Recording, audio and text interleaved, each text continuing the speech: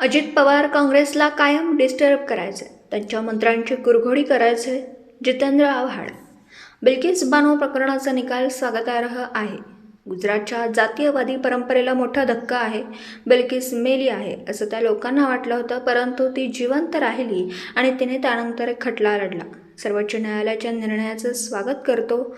महाराष्ट्र सरकारवर जबाबदारी दिली. सरकार कोणताही चुकीचा निर्णय घेणार नाही याची खात्री आहे.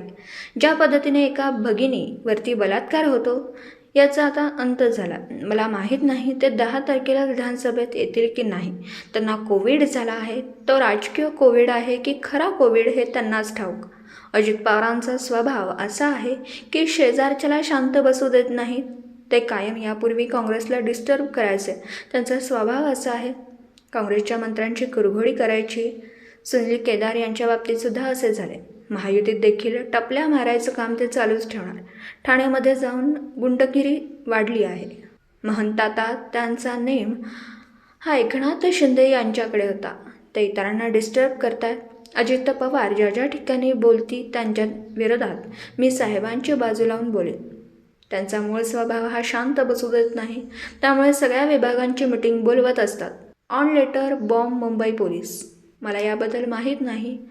आपलं राज्य भारतातले स्वतंत्र राज्य आहे, त्यामुळे कोणी कुठे जावे हा त्यांचा प्रश्न आहे. हा गुजरात सरकारच्या जातीयवादी परंपरेला मोठा धक्का आहे. ज्या बाईवर, ज्या स्त्रीवर, ज्या भगिनीवरती 14 माणसांनी बलात्कार केला, तिच्यात घरातल्या 12 जणांना मारून टाकलं, असं अमानुष हत्याकांड हे भारताच्या इतिहासात कधीही घडलेलं नसताना ती मेली आहे म्हणून तिला सोडणाऱ्या लोकांना माहीत नव्हतं की ती जिवंत आहे. आणि जिवंतपणाने उभी राहून तिच्या समोर घडलेल्या प्रसंगाची आठवण ठेवून तिने खटला लढवला. अनेकांना हे विसर पडला असेल की हा खटला महाराष्ट्रात चालवावा असा तिने विनंती केली, कारण का तिचा महाराष्ट्रावर जास्त विश्वास होता, महाराष्ट्राच्या न्यायव्यवस्थेवर जास्त विश्वास होता, महाराष्ट्राच्या पोलिसांवर जास्त विश्वास होता. निकाल लागले, त्यांना जन्मठेपेची शिक्षा झाली आणि अचानक गुजरात सरकारने भूमिका घेतली की यांना माफी दिली. खरं तर सरकारचं हे कामच नाही. आणि त्यामुळे सर्वोच्च न्यायालयाने जो निकाल दिलेला आहे त्याचं स्वागत करतो. तसंच महाराष्ट्र सरकारवर काही प्रमाणात ही जबाबदारी दिलेली आहे. मला खात्री आहे की महाराष्ट्र सरकार कुठलाही चुकीचा निर्णय घेणार नाही आणि देश हा सहन करणार नाही. त्याच्यात जात धर्म येत नाही. पण ज्या पद्धतीने एका भगिनीवरती 12 14 जण बलात्कार करतात, 12-14 जणांना मारून टाकतात आणि त्यांना केवळ ते एका समाजाचे आहेत म्हणून बाहेर काढलं जातं, हे दुर्दैवी होतं. त्याचा अंत झाला. विधानसभेचे अध्यक्ष राहुल नार्वेकर 2 दिवसात निकाल देणार अशा पद्धतीची माहिती मिळते. तो निकाल आहे तो त्यांना रिव्ह्यूसाठी दिल्लीला दिला आहे अशी देखील एक माहिती समोर आली. मला माहीत नाही 10 तारखेला ते विधानसभेत येतील की नाही, कारण का ते काहीतरी त्यांना कोविड झाला आहे असं काहीतरी समजतं आहे. त्यामुळे हा राजकीय कोविड आहे, नक्की कोविड आहे हे समजायला काय मार्ग नाही. सर निवडणूक आयोगाच्या निकालासंदर्भात काही काय माहिती? सर, एक मुद्दा असा आहे की काल अजितदादांनी कल्याणमध्ये सभा घेतली आणि त्यामध्ये म्हटलं की ठाण्यामध्ये ठाणे जिल्ह्यात गुंड प्रवृत्ती खूप वाढली आहे. तर जो ठाणे पालिकेला मानलं कसं आहे की अजितदादांचा स्वभाव असा आहे की ते शेजारच्याला शांत बसूच देत. आणि त्यांचं वागणं गेले अनेक वर्ष बघत आले. खास करून आमची आघाडी झाल्यानंतर तर बघतच आलो नाही.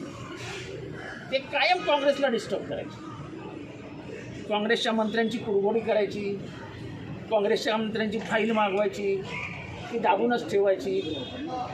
वित्ताचा वापर करताना मला सुनील केदारचं माहिती नव्हतं. आम्ही दोघं तर दोस्तच आहोत.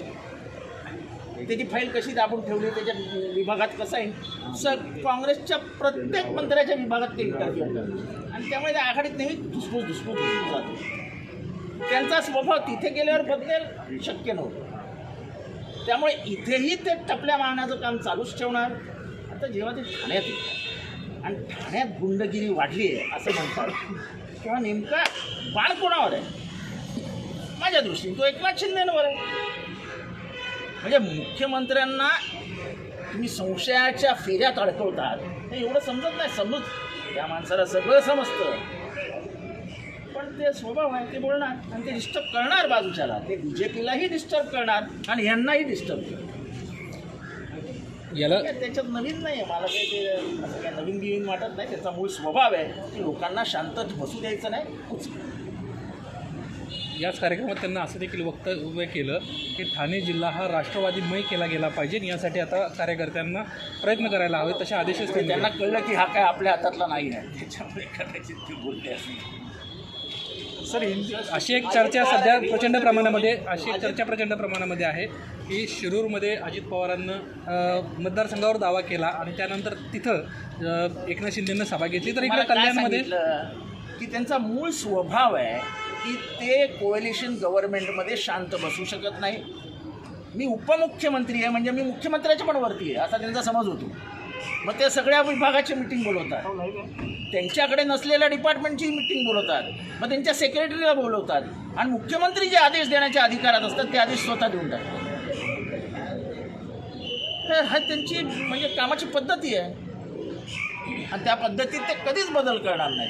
ते एकनाथ शिंदे असोत नाही तर देवेंद्र फडणवीस असो.